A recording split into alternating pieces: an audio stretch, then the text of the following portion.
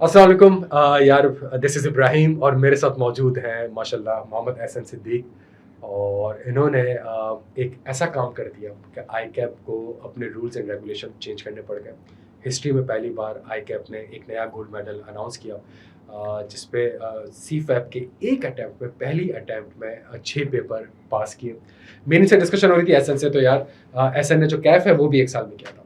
तो group A 6 महीने में 4 पेपर्स, ग्रुप बी 6 महीने में 4 पेपर्स, तो टोटल 1 साल में एसएन ने 8 पेपर्स निकाले कैफ के। तो एसएन, आपको नहीं लगता यार कोई मतलब कोई खास परफॉर्मेंस तो नहीं है यार? आपने 1 साल में, पिछले साल आपने 8 पेपर्स निकाले, इस साल आपने 6 पेपर्स निकाले, तो क्या मतलब क्या खास कर लिया यार आपने? सर सी फेब के 6 पेपर्स के साथ मैंने दूसरी क्वालिफिकेशन के भी पेपर दिए थे। मैंने एसीसी अपना स्टार्ट किया मार्च में, एंड मार्च में मैंने 3 स्किल के पेपर्स दिए, and then in June I attempted 4 professional papers, and in August मैंने सीएफए का लेवल 1 अटेम्प्ट किया था, एंड फाइनली इन दिसंबर मैंने 6 सी फेब के पेपर्स दिए। Total 14 papers. भाई मैं एक क्लैरिफिकेशन दे दूं, जो सब कह रहे हैं ना कि भाई इसने सिर्फ एक अटेम्प्ट में या 1 साल में सीफएफ के 6 पर्चे पास किए हैं, भाई ये एसीसी क्वालिफाई भी कर गया, एसीसी क्वालिफाई कर गया और सीएफए लेवल 1 का भी पेपर जो है, मॉड्यूल जो है वो अटेम्प्ट कर चुके हैं। तो सिर्फ सीए नहीं है, एसीसी भी है, प्लस सीएफए भी है यार। अच्छा यार, ऐसा मैं कराची से हूँ, सही है, तो कराची की आबो हवा जो है वो सूट नहीं करती मुझे, लेकिन कराची छोड़ नहीं सकते। लेकिन तो सुबह में अक्सर है ना एंटी एलर्जी की मेडिसिन ले रहा होता हूँ। मेरे भाई, तुम सुबह में कौन सी मेडिसिन लेते हो यार? बस सुबह सीए की दवाई सर, दोपहर में एसीसी की, शाम में सीएफए की। नहीं, ज़बरदस्त यार, माशाल्लाह ज़बरदस्त अचीवमेंट, बहुत ज़बरदस्त अचीवमेंट। अच्छा यार एहसन साहब, आपने काम थोड़ा सा बढ़ा दिया मेरा, सही है। मैं आपसे जो सीखना चाह रहा था या समझना चाह रहा था, वो ये समझना चाह रहा था कि आपने सीफएफ के 6 पर्चे कैसे पास किए, लेकिन मेरे ख्याल से उसको थोड़ा सा चेंज करना पड़ेगा भाई। अब सवाल ये बनता है कि भाई एसीसी भी कैसे क्वालिफाई कर लिया 1 साल में, सीएफए का लेवल 1 कैसे अनलॉक कर लिया पूरा, आपने अटैम्प्ट कर दिया उसको, और सीफएफ के 6 पर्चे कैसे पास कर दिए, ये सब कुछ 1 साल में यार, किस तरीके से ऐसा? फर्स्ट ऑफ ऑल तो sir, Allah is been too kind on me, and all praises and glory to almighty Allah. And बाकी पे पेरेंट्स की बहुत सारी दुआएं थी, मेरे दोस्तों की, फैमिली की, और उन सब का जो सपोर्ट मिला उसकी वजह से ही पॉसिबल हुआ।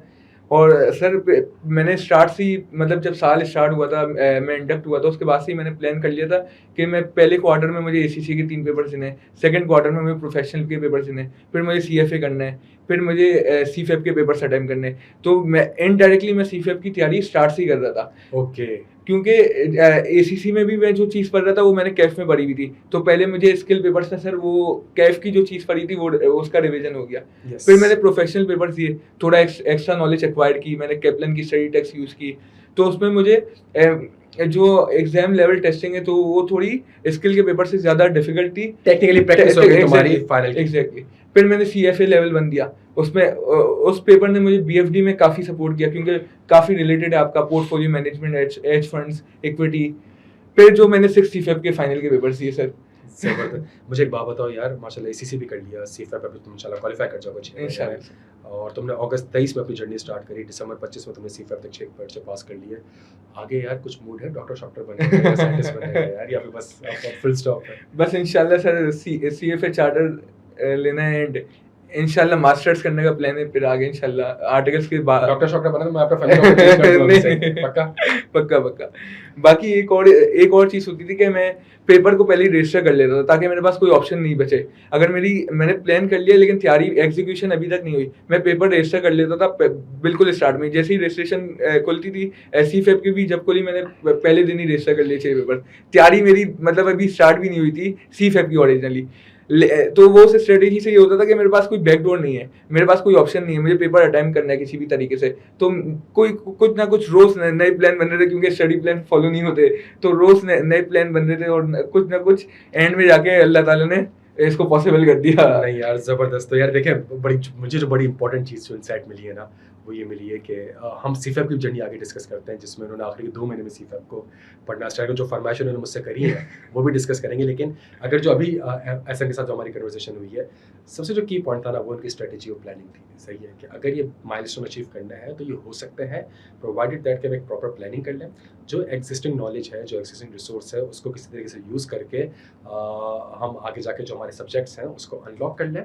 और जब हम उसको अनलॉक कर रहे होंगे और उसकी तैयारी कर रहे होंगे, टेक्निकली स्पीकिंग जो पुराना पढ़ा पढ़ा हुआ था वो रिवाइज भी हो रहा है, असेसमेंट भी हो रही है, सही है। Exactly. और फिर थोड़ा सा जब एडवांस लेवल पे हम जा रहे हैं, लेट्स से उन्होंने जब ईसीसी के एडवांस लेवल दिया और जब उन्होंने एडवांस ऑडिट के लेट्स से प्रैक्टिस क्वेश्चंस किए या फिर बीएफटी के प्रैक्टिस क्वेश्चंस किए, एफएफआर के किए, तो वो अल्टीमेटली उनको हेल्प करा फाइनल में, तो उनके मजीद कॉन्सेप्ट रिवाइज भी हो गए, पुराने revise, because CFAB is actually the replication of CAF. Exactly सही है, वही अकाउंटिंग जो यहाँ पर है, पर अकाउंटिंग एक लेवल हाई है। यस तो ऐसा नहीं है कि जी उन्होंने आखिर 1-2 महीने पढ़ाई करी, उन्होंने पूरा साल पढ़ाई करी है, पूरा साल अपनी असेसमेंट करी है, कॉन्फिडेंस लेवल करा। सबसे इंपॉर्टेंट चीज़, जब प्लान बना लिया तो बस फिर किसी और से मशवरा नहीं किया, किसी और चीज़ नहीं करी, उस प्लान के हिसाब से रजिस्टर करवाया अपने आप को, और वंस ही टुक द डिसीजन ही मेक इट।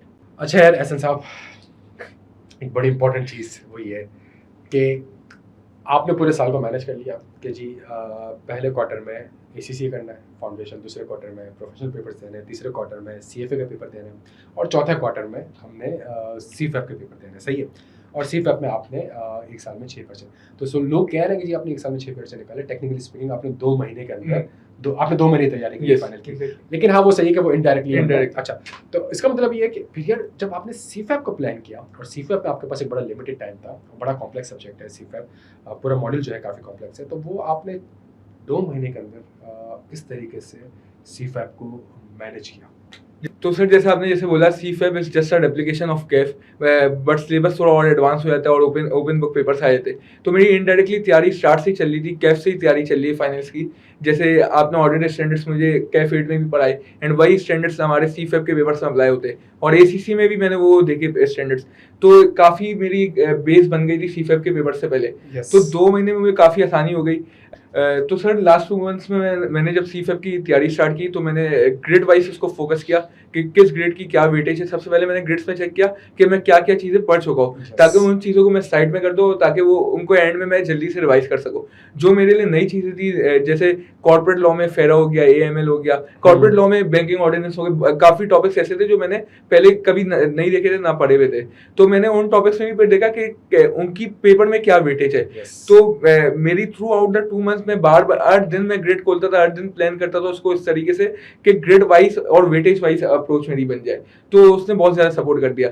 जैसे कॉर्पोरेट लॉ में सर के समरी लेक्चर से, जो फेरा का लेक्चर है, शेयर्स का लेक्चर है, तो जिस तरह सर ने उसको डायरेक्टली मुझे वो समझा दी थी नेविगेशन, तो उसमें बहुत आसानी हो गई थी, क्योंकि जो आपका कंपनी एक्ट है, शेयर्स है, बहुत लार्ज पोर्शन है, एंड मतलब आपका 70% टाइम उसी पे लग जाता है, लेकिन उनकी वेटेज 30 to 40% मार्क्स की होती है।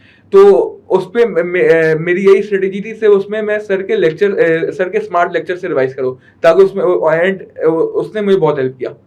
जबरदस्त यार। देखिए जो सबसे की पॉइंट है ना, जो एहसन जो आपको एक गाइडेंस देना चाह रहे हैं वो ये है कि यार अगर आप सीफैप के कोर्स को आइसोलेशन में अगर आप देखेंगे तो आपको बहुत लेंथी लगेगा, सही। Exactly. लेकिन अगर आप थोड़ा सा स्मार्टली प्ले करें और आप ये देखेंगे इसमें से वो एरिया है जो कि मैं ऑलरेडी कैफ में पढ़ चुका हूँ और मैं कैफ पास कर चुका हूँ, तो अगर आपने अपनी एफर्ट्स डालनी है तो आप उस रिमेनिंग एरिया में डालें पहले मतलब खुदा ना खासा कोई इमरजेंसी हो जाए, कोई चीज़ हो जाए, ताकि आप उन एरियाज़ के ऊपर पहले आप बताएं कि यार ये वो एरियाज़ हैं जो कि मैंने अभी तक कैफ लेवल पे लर्न से नहीं पढ़े, और इनमें से भी जो टॉपिक्स ऐसे हैं जिसका मुझे बिल्कुल भी आइडिया नहीं है, ये वो टॉपिक्स हैं जिसमें से इसकी इतनी वेटेज है, ताकि आपके स्टार्टिंग में टाइम में जो आपका रिटर्न हो वो सबसे हाईएस्ट हो, सही है, ताकि खुदा ना खासा कल को कोई इमरजेंसी हो, कुछ भी हो, तो आप जाके एटलीस्ट जो मैक्सिमम चीज़ें हैं वो आप कवर ऑलरेडी कर चुके हो एग्जाम पैटर्न के हिसाब से। ज़बरदस्त यार। मुझे एक सवाल है कि आप मतलब हम हर कोई अपनी ज़िंदगी में प्लानिंग कर रहा होता है, लेकिन बहुत से इफ एंड बट्स ज़िंदगी में आ जाते हैं, सही है। कभी फैमिली इशू हो जाता है, कभी कोई पर्सनल इश्यूज हो जाता है, कभी ऑफिस के इश्यूज हो जाते हैं। मुझे रिसेंटली याद है कि मैं बीमार वगैरह हो गया था, तो मैं फिर हॉस्पिटलाइज हो गया था, तो वो पूरा रूटीन आपका एक आउट हो जाता है ना, जो आपने प्लान किया हुआ होता है वो कम्प्लीटली चेंज हो जाता है। तो यार तुमने इतनी बड़ी 1 साल की प्लानिंग करी, और मतलब इतनी वो एक, मैं आपसे ये कहूँगा कि यार इतनी स्ट्रिक्ट प्लानिंग है वो कि उसमें ज़रा सी भी चीज़ ऊपर नीचे हो जाए, खुदा ना खास्ता हेल्थ का मसला हो जाए, फैमिली में कोई परेशानी हो जाए, तो बड़ा मुश्किल हो जाता है उसको, बिकॉज ऑफ द टाइम। मतलब 2 महीने में सीफैप करना, तो वो तो उसमें से भी अगर खुदा ना खास्ता 4 5 दिन 6 दिन ऊपर नीचे हो जाए तो बड़ा, तो यार कैसे कोई इस तरह के चैलेंजेस आए इस पूरे उसमें, या फिर अगर आए तो किस तरीके से तुमने उसको मैनेज किया यार? तो एक तो मेरी आर्टिकल चल रही थी, तो फाइनेंस सेक्टर ऑडिट में मेरी आर्टिकल चल रही, तो उसमें एंगेजमेंट चल रही होती है, तो वर्कलोड होता है साथ में, तो थोड़ा उधर मैनेज करना मुश्किल हो जाता था काम के साथ। एंड सेकेंडली फिर जैसे मेरी सीफैप की तैयारी चल रही थी, तो उसी अरसे में मेरी बाई की वो मंगनी हो गई थी। तुमने डिले तो नहीं करवाई? नहीं नहीं, अच्छा, फिर जबरदस्त। वो निकाह हो गया था, बल्कि निकाह अच्छा। किया था। तो मेरा भाई का निकाह था, तो उसमें 5-7 दिन बीच में वो एक डिले आ गया था तैयारी में, लेकिन अल्लाह का शुक्र है वो हो गया। एक और चीज सेट करूंगा सर, तो जब आप प्लान करते हो, नियत करते हो, तो अल्लाह की ऑटोमेटिकली मदद आती है एंड चीजें आसान हो जाती है एंड रास्ता आपके लिए खुद से खुलते जाता है, क्योंकि जब तक आपने आपकी इंटेंट होती है तो मतलब if there is a will there is a win. नहीं नहीं, जबरदस्त यार। और तुम्हारे पूरी इस जर्नी से लगता है कि अल्लाह की बहुत ज्यादा स्पेशल अल्हम्दुलिल्लाह करम है तुम्हारे ऊपर, तुम्हारे वालिदैन की दुआएं कि यार तुमने अल्हम्दुलिल्लाह। माशाल्लाह ये जबरदस्त अचीवमेंट हासिल करी। अच्छा यार, एहसन सीए की जर्नी में सबसे मुश्किल तो कुछ नहीं लगा होगा, लेकिन फिर भी पूछ लेता हूँ, सबसे पूछता हूँ, सबसे मुश्किल सब्जेक्ट कौन सा लगा यार? टैक्स लगा था सर। टैक्स सबसे मुश्किल है ये। एक तो सर उसमें बैरेक्ट को नेविगेट करना बड़ा मुश्किल था, और उसमें टैक्स में आपकी प्रैक्टिस बहुत ज्यादा रिक्वायर्ड होती है Yes. एंड टाइम कॉन्स्टेंट की वजह से मेरी प्रैक्टिस बिल्कुल नहीं हो पाई थी। तो बेसिकली टैक्स के पेपर में ये हुआ था कि स्टार्ट में मुझे कुछ भी समझ नहीं आ रहा था कि इनकम टैक्स का सवाल देगा तो इतना लेंदी सवाल, इतनी एडजस्टमेंट, फिर सेल टैक्स का देगा, फिर एफईडी देगा, तो मुझे कुछ भी नहीं आ रहा था, मैं सब भूल गया था। वैसे यार तुम जो माशाल्लाह जितनी क्वालिफिकेशन हासिल कर रहे हो, इनकम टैक्स में गिरफ्त रखना। Thank you sir. तो उस वक्त मेरी यही स्ट्रेटेजी थी कि जब मेरे पास ओपन बुक है, डायरेक्ट है, तो अगर मेरे पास टाइम है तो मैं किसी तरीके से कुछ ना कुछ तो सॉल्व कर सकता हूँ। तो मैं पेपर में बैठे रहा, उधर एक इशू ये होता है कि बहुत सारे स्टूडेंट्स पैनिक कर जाते हैं। मेरी यही स्ट्रेटेजी थी कि पेपर के एंड तक पैनिक नहीं करना। अगर मैं उस वक्त पैनिक कर जाता तो जो मेरे बेयर मिनिमम चांसेस है वो भी खत्म हो जाते। मेरा ये था कि ज्यादा से ज्यादा क्या होगा अगर पेपर रुक भी जाता है, लेकिन मैं एंड तक कम से कम मैं अपनी एक फुल अपनी कोशिश करो पेपर में और अटेम्प्ट करने की कोशिश करो और इसको मैक्सिमम अटेम्प्ट करो। मैं मुझे तो एक बड़ी हमें नॉर्मली है ना एग्जाम हॉल में एंटर होते हुए डर लगता है। ऐसा सीफैप से पहले ही कोई 10-12 बार एग्जाम हॉल में एंटर हो चुके हैं और पेपर दे चुके हैं और पास कर चुके हैं, तो वो जो डर था वो डर ही खत्म हो गया। जब डर खत्म हो जाता है तो फिर पेपर जैसा भी आए, तैयारी आपकी जैसे भी हो, आप एटलीस्ट उसको पास कर लेते हो। जबरदस्त यार। ये बात सर की बिल्कुल सही। जो आपकी एग्जाम डे में जो आपकी स्ट्रेटेजी होती है ना, वो भी बहुत ज्यादा मैटर करती है। आपकी एग्जाम प्रिपरेशन तो मैटर करती है, बट एग्जाम डे में आप किस तरह टैकल करते हो चीजें को, किस तरह आप टाइम मैनेजमेंट करते हैं, एंड वो बहुत ज्यादा मैटर करती है। क्योंकि सर कैफ में भी ऐसी तरह हुआ था, कैफ 3 में मेरा कॉस्टिंग में मुझे कुछ भी नहीं आता पेपर में, और 1 घंटे के बाद मैं बिल्कुल ब्लैंक हो गया था कि अब क्या करो, बस पेपर काली था, मतलब कुछ भी समझ नहीं आ रहा था। मैंने यहाँ तक देखा था कि कुछ एक स्टूडेंट 1 घंटे के बाद पेपर से मतलब एग्जाम हॉल से लीव कर गए थे, निकल गए थे। लेकिन मेरी यही स्ट्रेटेजी थी कि पेपर में बैठना है। दुरूद शरीफ पढ़ा और फिर थोड़ा बहुत सोचा, मैं 5 मिनट मैंने रिलैक्स किया, फिर उसके बाद मैंने बस कुछ ना कुछ जो समझ आ रहा था मैं लिखते गया कि कहीं से कुछ ना कुछ मार्क्स आ जाए और किसी तरीके से पास हो जाए। और अल्हम्दुलिल्लाह वो भी पास हो गया और टैक्स भी पास हो गया। और आप बिल्कुल आप सही कह रहे हैं यार कि मतलब एक तो एग्जाम के वक्त जो आप स्ट्रेटजी बनाते हो, और एग्जाम से पहले मुझे याद है हमारे ज़माने में सीफैप 2 ओपन बुक पॉलिसी होता था। सॉरी, हमारे ज़माने में सीफैप 2 ओपन बुक पॉलिसी नहीं होता था। तो ये बड़े बड़े एनडीएफसी रूल्स एंड रेगुलेशंस सारे बैठ के हम याद कर रहे होते थे, पढ़ रहे होते, तो पेपर में स्टेट वो पूछता था। तो मुझे याद है वो सीफैप 2 का पेपर इतना लेंथी होता, तो आप इमेजिन करें ऐसा कि हमने पेपर दिया है और अगले दिन कैप नहीं होता था, और अगले दिन सीफैप 2 का पेपर है, तो 21 घंटे बाद या 20 घंटे बाद सीफैप 2 का पेपर है, तो 20 घंटे के अंदर आपका पूरा सीफैप 2 रिवाइज करना है। तो सुबह मेरे वालिद साहब ने मुझे कहा कि मैं तुम्हें आई कैप ड्रॉप कर दूँगा पेपर के लिए। तो आप यकीन करें वो गाड़ी में बैठ के जो आधे पौने घंटे का रास्ता था उसमें मैंने कुछ लॉस रिवाइज कर लिया और स्ट्रेट वो सवाल जो है वो आ गए। तो मैंने कहा मैंने ताज़ा रिवाइज किया, मुझे रट्टे नहीं लगते थे यार, तो मैंने कहा एटलीस्ट ताज़ा रिवाइज किया हुआ, तो कुछ पॉइंट्स वगैरह लिख दिया और वो सीफैप 2 उस वजह से मेरा पास हो गया था। अच्छा, एहसन की एक बड़ी ज़बरदस्त बात ये है, जब भी हम डिस्कस कर रहे थे यार, ये इतनी कोई फरमाइशें करता है ग्रुप पे, और आप इसकी फरमाइशें सुनेंगे ना, ये फरमाइश करके ये फिर सो जाता है आराम से और हमारी नींदें जो है हराम कर लेता है, और फिर इसके साथ 10-12 स्टूडेंट्स और होते हैं, वो 1 2 3 4 5 6 वो लाइन में हो जाता है, फिर हमारे ऊपर एक प्रेशर आ जाता है कि यार एटलीस्ट बच्चे को ये भी करा दे। या कुछ फरमाइशें बताओ, क्या क्या फरमाइशें तुमने करी? पेपर से लास्ट 15 डेज में मैंने सर को कॉर्पोरेट लॉ में बोला था कि सर किसी तरीके से 6 to 8 आवर्स की वर्कशॉप रख ले और पूरा सिलेबस करवा दे। वैसे ही मैंने टेक्स्ट में सर मुर्तजा गाइड को बोला था, तो ग्रुप में सबने वो बोला था कि आप अगली अटेम्प्ट की तैयारी कर रहे हो क्या? ऑडिट में भी मैंने सर को मैसेज किया था। और नहीं, और वो मुझे याद है, मुझे फेरा का चैप्टर 20 जो है वो उसका स्मार्ट लेक्चर हाँ, का रिकॉर्ड वो आपने कराना पड़ा था, और बहुत अच्छा लेक्चर था। और फेरा तो आपने बहुत आसान बना दिया था सर। फेरा कॉर्पोरेट लॉ में मेरे ख्याल से सबसे मुश्किल सेक्शन मुश्किल फेरा है, और सबसे ज्यादा मेजर मार्क्स की 20-25 नंबर आ जाते हैं। जबरदस्त और जबरदस्त। जैसा आप बता रहे कॉर्पोरेट लॉ आपके ओपन में बहुत मुश्किल होता था, अब तो ओपन बुक हो गया है। नहीं अभी ज्यादा मुश्किल है। अच्छा, तो ज्यादा हो गया मुश्किल। तो जिस तरीके से चीजें पूछ रहा है, क्यों? सवाल पूछ रहा है। क्योंकि मैं पेपर में बैठा था ना सर, 40 to 50% पेपर ऐसा था कि मुझे नहीं पता था ये क्या लिखता है इसमें, लेकिन मुझे सर के स्मार्ट लेक्चर की वजह से ये हो गया कि मुझे पता था ये कहाँ से आया है। जैसे Yes. आपने आपका जो 1.5 आवर का शेयर्स का लेक्चर था, तो आपने उसमें बता दिया था कि अगर टेक ओवर हो रहा है तो आप इधर चले जाओगे, अगर फर्दर इशू है तो आप इधर चले जाओगे। Yes, तो yes. मुझे कंटेंट नहीं पता था अंदर क्या करना है। जैसे अभी लास्ट टाइम में एक इलेक्शन का सवाल आया, एक ऑप्शन Yes. का सवाल आया था, मुझे कुछ भी आइडिया नहीं था, लेकिन सर ने जो सर करवा दिया था, मुझे ये पता था कि बेड एक्ट में मुझे कहाँ जाना है। Yes, yes, और yes. उस वजह से मुझे जो 40-50% पेपर नहीं आता था ना, मैं वो सीफेप आपके कॉर्पोरेट लॉ का पूरा पेपर अटेम्प्ट करके आया था। जबरदस्त यार जबरदस्त। नहीं बिकॉज सीफेप टू कंप्लायंस है, मतलब इसलिए- कंप्लायंस कभी भी याद नहीं रह सकता। Exactly. आपको सिर्फ रेफर करना होता है। Exactly. अगर आपको रेफरेंस अच्छी है, आपने नेविगेट कर लिया तो फिर पेपर पास हो जाता है। तो यार ये बड़ी फरमाइशें करता था ग्रुप में यार, और सारे एक उसने बनाई हुई थी यूनियन, सही है, तो सारे 1 2 3 4 5 करना स्टार्ट कर देते थे, फिर ये स्कूल से सो जाता था, फिर ये एसीसी में मूव कर जाता था, सीएफए में मूव कर जाता था, और हम लोग बैठ के फिर 6-8 घंटे के वर्कशॉप्स वगैरह कंडक्ट कर रहे होते थे। जबरदस्त यार, ऐसा मुझे बड़ी खुशी हुई आपसे बात करके यार।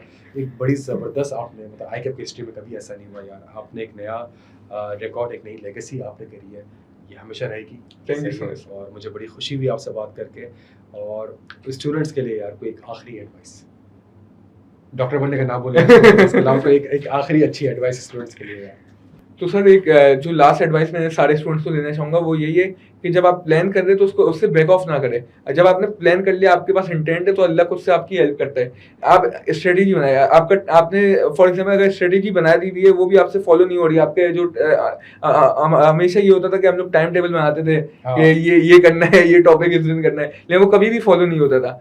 लेकिन हर दिन आप री स्ट्रेटेजाइज करें, उसको री प्लान करें, क्योंकि अगर आप कोशिश करेंगे और प्लान करेंगे और स्ट्रेटेजाइज करेंगे, फिर इंशाल्लाह अल्लाह ताला उसको पॉसिबल बना देता है। और इस पे भी मैं जो बस पूरे साल में जो पेपर्स दिए, अल्लाह ताला ने बस एक वो मिरेकल कर दिया तुम्हारी बस। मेहनत है, अल्लाह का करम है, और बहुत से और जितने भी तुमने माशाल्लाह डिफरेंट टीचर और डिफरेंट स्टूडेंट से पढ़ा है, उन सब की मेहनत है, उन सब की एफर्ट्स है, तुम्हारे वालिदैन की बहुत दुआ है, उसको कंटिन्यू रखना यार। और यार देखें स्टूडेंट्स, हम नॉर्मली सीफे पर जब आते हैं ना, तो एक कम्प्लीटली डिफरेंट वर्ल्ड होती है हमारे लिए, बिकॉज हम कैफ में सिर्फ पढ़ाई कर रहे होते हैं, आर्टिकलशिप नहीं कर रहे होते हैं।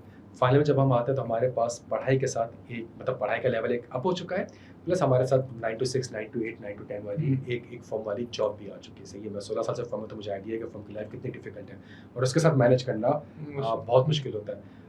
लेकिन उसके बावजूद यार ऐसा नहीं, देखें सीफा के 6 पर्चे भी पास किए, ECC भी किया, CFA लेवल 1 के भी एग्जाम्स दिए, और ये सारी की सारी चीज़ें जो उन्होंने पॉसिबल करी, वो एक चीज़ थी, उन्होंने प्लान किया, अपने टाइम को एलोकेट किया कि जी इस टाइम से ये करना है, बाकी कुछ चीज़ों के बारे में नहीं सोचना है, इस टाइम पे ये करना है, बाकी चीज़ों के बारे में नहीं सोचना है, और स्ट्रेट उन्होंने ये करके दिखाया कि पॉसिबल हो सकता है। आखिर के 2 महीने में भी सीफैप के पेपर्स आप दे सकते हो। ऑल्दो पढ़ा पूरे साल था उन्होंने, इससे मिसगाइड ना होइएगा प्लीज़, उन्होंने पूरा साल पढ़ा था, कैफ के बेसिस पे उन्होंने ACC करा, एग्जाम्स बार बार दे रहे थे, पढ़ रहे थे, पूरा साल पढ़ रहे थे। जब आप पूरा साल पढ़ रहे होते हो, फिर आप कोई भी चीज़ अनलॉक कर सकते हो, इंस्टेड ऑफ जी आप आखिर के सिर्फ महीना, 1.5 महीना, 10 दिन आप पढ़ो।